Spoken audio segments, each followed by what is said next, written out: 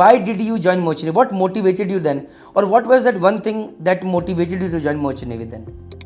Sir, as you said that I completed my 11th and 12th from Army Public School. So my first introduction to this field happened in this school. Defence और merchant navy दो चीज़ थे जो सब लोगों को पता चल रही थी वहाँ पे.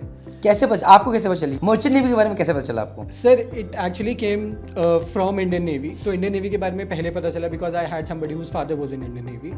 उसके बाद फिर एक दिन ऐसे ही दोस्तों के साथ बात करते हुए पता चला कि मर्चेंट नेवी जैसा कोई फील्ड होता है, क्योंकि एक दोस्त का दोस्त इस फील्ड में काम करता था. तो मर्चेंट नेवी के बारे में थोड़ा सा रिसर्च किया. It was all things good. सब क्या अच्छा लगा उस time? Sir, the money was good. I would have got to travel the world. I would have sailed with people of various different countries. और सर एक उस समय फाइनेंशियल बैकग्राउंड ऐसा था कि प्रायोरिटी उस समय was to build a stature for my family, to build to bring up the level of my family, the lifestyle of my family up to a par level. So that was the priority. और इस profession से मुझे वो दोनों चीज़ मिल रही थी. मेरा जो इंटरेस्ट था कि मैं घूम भी सकता हूँ एंड साथ ही मैं अपनी फैमिली को अपलिफ्ट भी कर सकता था. तो आई थिंक ये दो बड़े रीजंस थे that I wanted to join merchant. तीन रीजन बोले आपने. पहला बोला money was good. So was the money really good? First पहले आंसर देना पड़ेगा honestly. I think yes. For a person of that age and a person with those skills, I think the money is actually good, and the person with similar skills may not get that amount of money on shore.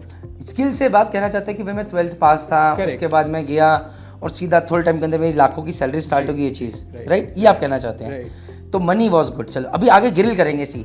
Second thing is घूमने फिरने को मिलेगा. You side मिला actually घूमने फिरने को? Be honest sir. I will be honest. Mata Rani is watching. ज़्यादा तो नहीं, but there had been good instances जब थोड़ा बहुत घूमने को मिला था. पर हाँ, जैसा सोच के जाते हैं वैसा बिल्कुल नहीं होता. क्योंकि मैं देख रहा हूँ कि मेरे ख्याल से आपने जो कैडेटशिप में कंटेनर और बल्क कैरियर, उसके बाद फिर आप through out chemical and product में रहे. मुझे लगता है जो आप घूमे होगा कंटेनर बल्क में ही घूमोगे, उसके बाद तो मुझे लगता है बंदी हो गया होगा. Absolutely sir. मेरे पहले 2 सेल्स घूमने फिरने के एस्पेक्ट से सबसे ज़्यादा अच्छे थे because I had gone to different countries. उसके बाद तो सर रूट्स मोस्टली ऐसे हो गए थे और पोर्ट्स ऐसे हो गए थे जो आउटस्कर्ट्स में होते थे, तो सिटी में जाना उतना पॉसिबल ही नहीं होता था.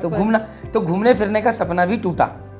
और जो डिफरेंट नेशनलिटी का सेल किया कि थ्रू आउट इंडियन के साथ ही सेल नहीं किया? सर मैंने डिफरेंट नेशनलिटीज के साथ सेल किया है. तो वो जो चार्म था, हर कोई कहता है I want to join merchant because मुझे डिफरेंट कल्चर में मिलने का मौका मिलेगा. वो भी सपना टूटा कि नहीं टूटा? सर ऑनेस्टली मेरे को इंडियन क्रू ज़्यादा बेटर लगा, जो जिन शिप्स पे इंडियन क्रू होते थे, बिकॉज आप ज़्यादा रिलेट कर पाते हो. आप you feel more connected, you feel more that there is a personal touch that you feel. तो इसलिए मेरे को लगता है कि मैंने हमेशा से चाहा है कि मेरे को वही शिप्स मिले जहाँ पे ऑल इंडियन क्रू हो.